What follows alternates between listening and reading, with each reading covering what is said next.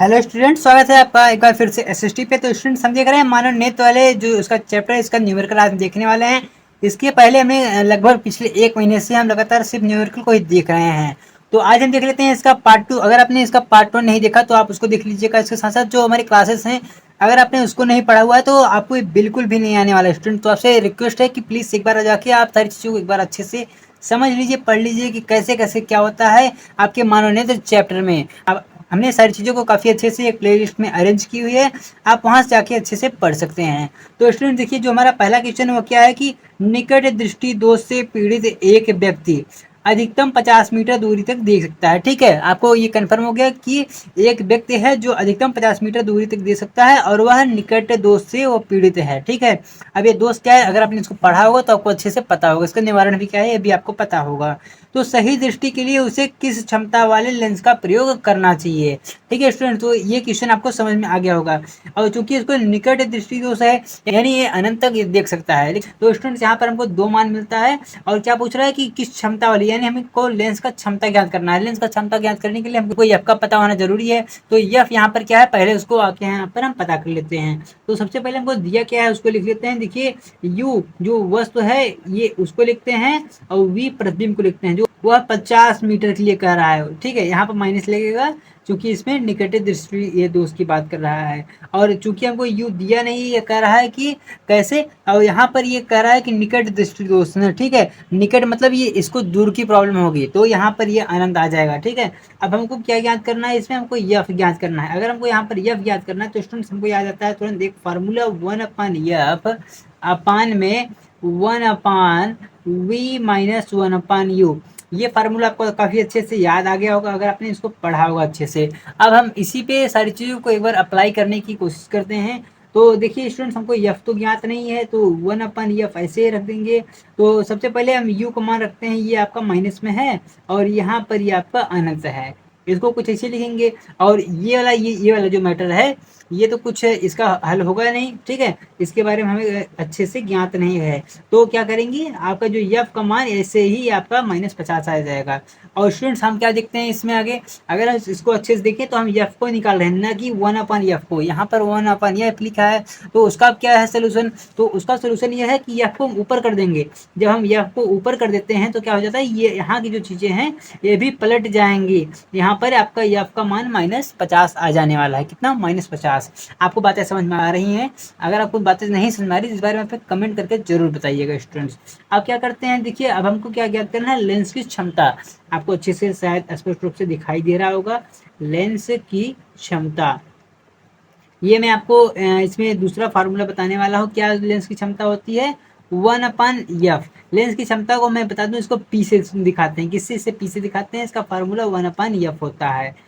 तो स्टूडेंट्स, अब हमको यफ का मान यहाँ पर अच्छे से प्राप्त हो चुका है। तो अगर हम यहाँ पर यफ का मान रख देते हैं तो क्या आ जाता है, 1/-50। तो ठीक है स्टूडेंट्स, अब ये आ गया इतना। अब आप कहेंगे कि इसको हम कट करते हैं, तो कट करने पे हमें क्या आएगा, देखिए अगर इसको हम कट कर देंगे तो ये आ जाएगा 0.002 डायोप्टर। देखिए डायोप्टर इसका मात्रक होता है, इसका ऊपर लगाना एग्जाम में बहुत ज़्यादा जरूरी हो जाता है।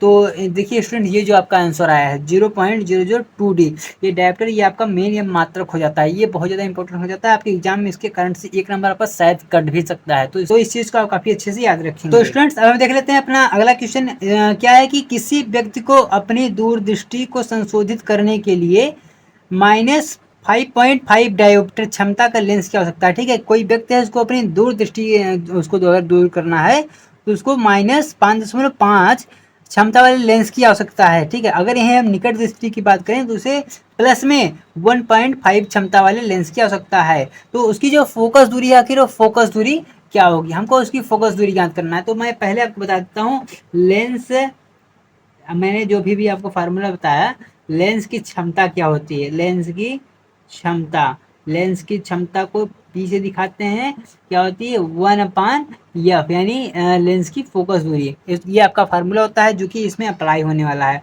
तो अब इसी फार्मूले के बेसिस पे हम काम करने वाले हैं। तो सबसे पहले हम क्या निकालने की कोशिश करेंगे, दूर दृष्टि के लिए। देखिए इसमें दूर और नज़दीक, पहले हमको पूछा है दूर दृष्टि के लिए, तो हम पहले दूर के लिए निकाल लेते हैं। तो हम क्या करेंगे, आपको कितना दिया है दूर के लिए, -5.5 डायोप्टर दिया गया था। ये इसकी लेंस की क्षमता थी। तो लेंस की क्षमता की जगह यहाँ पे हम लोग लिखेंगे कि -5.5 ये आपका डायोप्टर दिया गया है, हमको एफ का मान हमको इसमें से ज्ञात करना है स्टूडेंट्स। तो जब हम इसको अच्छे से मान रखेंगे इसका तो ये आ जाएगा 1/f।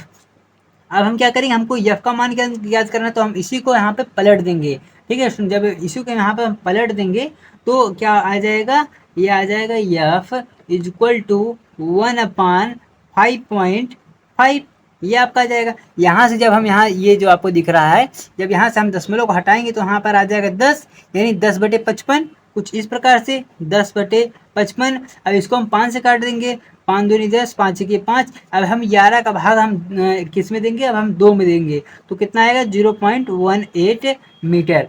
तो आपके दूरदृष्टि का क्या आ गया, 0.18 मीटर। ठीक है, अब हम निकालते हैं अपने निकट दृष्टि का। तो निकट दृष्टि का जब हम निकालेंगे तो ठीक इसी प्रकार से निकालेंगे। लेंस की क्षमता, तो लेंस की क्षमता इसमें हमको दिया गया था प्लस में 1.5 डायोप्टर। ठीक है, है 1/, आपका एफ, ये आपका कुछ फार्मूला कहता है। अब हमको यहाँ पर एफ निकालना था, तो ये क्या हो जाएगा आपका, इसको अगर हम सॉल्व करेंगे 1.5,